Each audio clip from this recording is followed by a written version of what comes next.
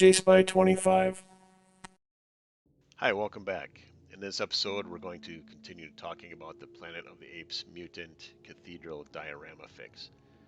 I want to show you this picture here just to give you an idea of how big this thing is. It's about 3 feet wide by 5 feet long, starting from the beginning of the staircase to the back of the diorama, and then about 5 feet tall. The reason I mention this is because today we're going to be talking about the texture for the rock and how that was done and why. And then we'll take a look at how the structure was put together. I think typically when people are going to make a landscaping scene or rock or stone, they carve whatever they want into the foam and then that will be their surface. They might use some filler, possibly build up other areas and then paint it. In this case, because the diorama is so big, I think it would take me weeks just to set up the foam and carve it. So what I decided to do was go with the wrinkled packing paper for the texture of the stone. I'm not sure where I got this idea from, but for this purpose, it seemed like it would do the job. I want to start by showing how the walls were made. Here's my sample piece, the rectangle. I'm going to be cutting up smaller scrap pieces and then cutting down the square edges just so it's a gradual bump for when the packing paper is laid over this. I'm going to do about 5 pieces or so. The placement is kind of random, but if you have a specific purpose in mind, obviously you'd follow that structure. I took the plastic coating off styrofoam before it's glued. Hot glue seems to work really well for this. Just glue the pieces down and that's pretty much your underlying structure. The packing paper will be put over this.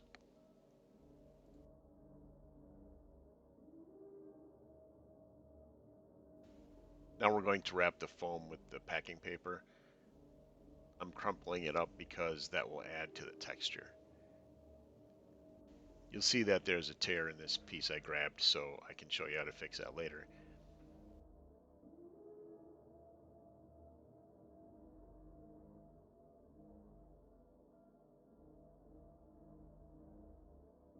Here I'm putting glue down so I can attach the packing paper. I'll start at one end and then let it adhere, then pull it back and put some more glue down.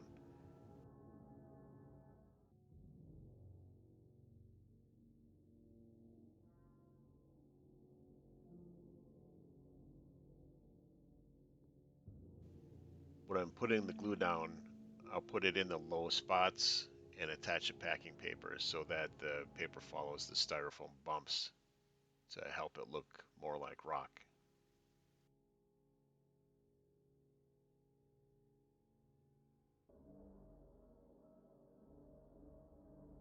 Here the sample is all wrapped up and we still have that tear in there. So I took another piece of paper, it's about the same size, and for the most part got rid of the straight edges so that the eye will have a harder time picking that up.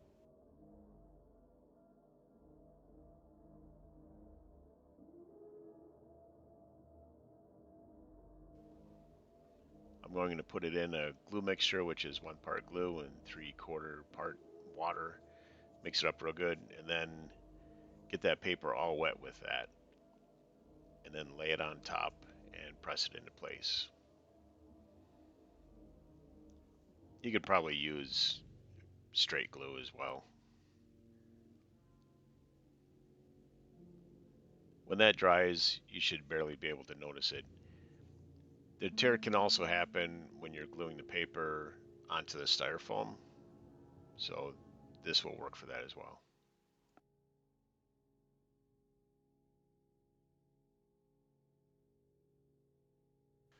The next step was to paint the sample piece black.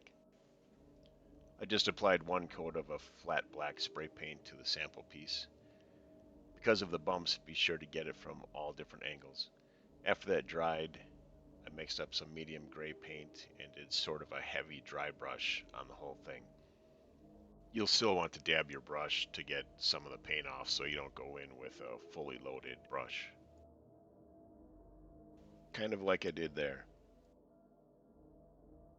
I didn't want to get into the cracks and crevices. I wanted those to stay black.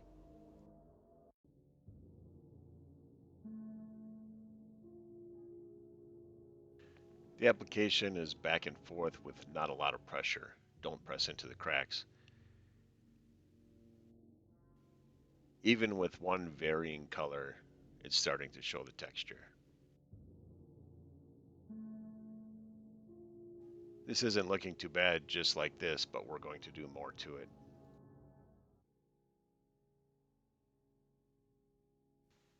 After waiting for the paint to dry, which doesn't take too long with the acrylic paints, the next step would be to do the highlights.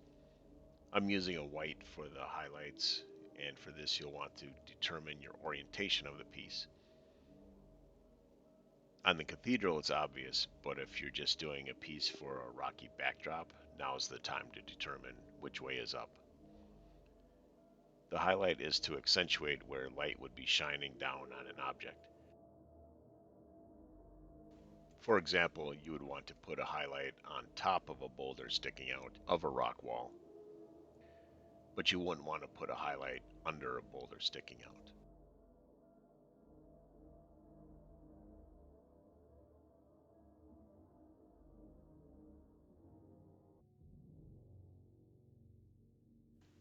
When applying the paint, use downward brush strokes.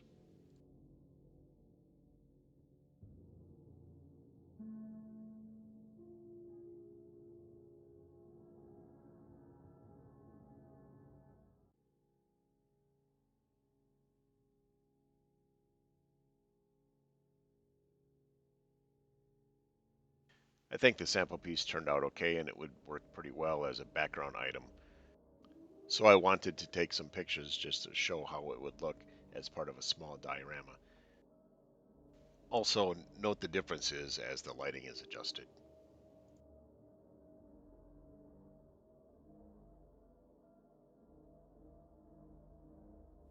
That's it for this episode. Next episode, we'll apply this technique to the cathedral rock walls and take a quick peek behind the walls at the structure assembly.